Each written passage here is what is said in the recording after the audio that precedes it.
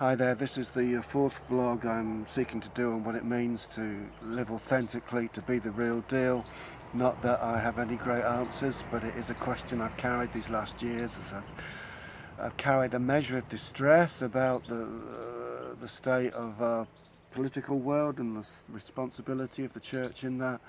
And up to now, the factors I've been exploring have been external factors of land, people, place, adversity. All those things help to hold us in, and what can be real causes of pain can become incredible places of treasure as we battle through this thing called life. um, but of course there's an internal journey to go on too, because if we don't know who we are, if we haven't really discovered the real deal about ourselves, then how can we be real? How can we be authentic? And I'm so grateful to my friend Martin Scott, who a few months ago blogged on the whole difference between Judas and Peter. And as he explored that subject, really all it boiled down to was that there was grace on Peter to own up to his areas of weakness, the fears he carried, whereas for Judas there wasn't. You see, Judas was put in charge of the common purse. And he could have said at that point to Jesus, Jesus, don't do this, because this is my weak area. This is where I could mess up. This is where everything could unravel. But he kept it hidden. And of course that came back to bite him.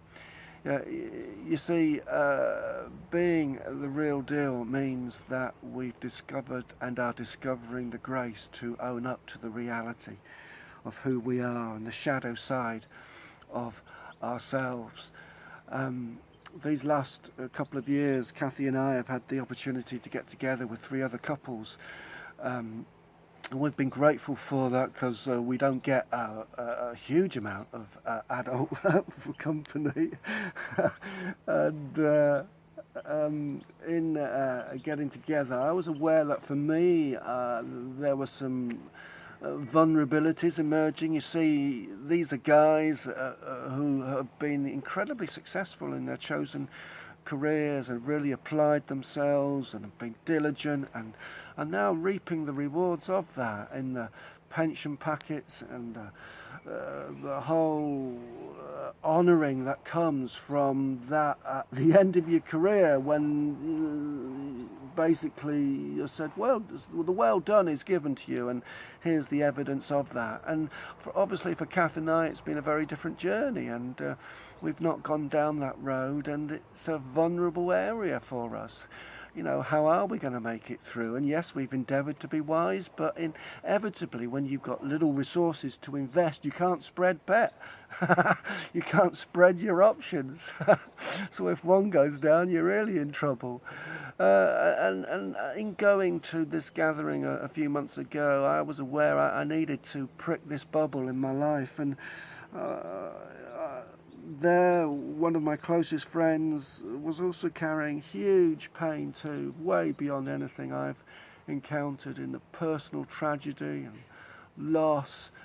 And I knew for her that the vulnerable area was just children, grandchildren, and we'd just been blessed with a beautiful granddaughter.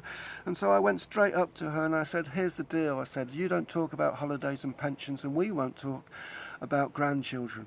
And we both threw our heads back and laughed out loud. So you can only laugh like that when you know that you're in a relationship where you are completely safe, you are completely held. You know you you are honoured for who you are, rather than the outward expressions that society puts such great store by. See, being authentic, being the real deal, means taking those risks with the people we love and actually saying, well, this is actually who I am. And so there's this guy, St. John of the Cross. I never met him, but he said these words. He said, it's through the cracks in our lives that the light is able to shine. And I'm so grateful that these last years on the farm, the light has been able to, I've been able to shine into those vulnerable areas of my life, and I've discovered and I'm discovering the Lord in them. You know, there's nothing worse than to grow old, or to get older, never mind grow old, but to get older and not have dealt with the dark shadow side of ourselves, to be still living off the ego, still living off the external things, still living off the Twitter feed or the Facebook likes or whatever else it may be that gives us our sense of well-being. Because the reality about old age is all that is stripped away, all that is laid bare. Um, and if we haven't dealt with our shadow side, then all that we're left with is grumpy old man syndrome, grumpy old git syndrome. And what a terrible epitaph, what a terrible way to move on from the wonder of this life, never having faced the darker side of ourselves. So yes, there are those external factors, and I'm so grateful for them, but there's an internal journey to go on that really is only for the bravest. So I hope this has been helpful, and back to work for me.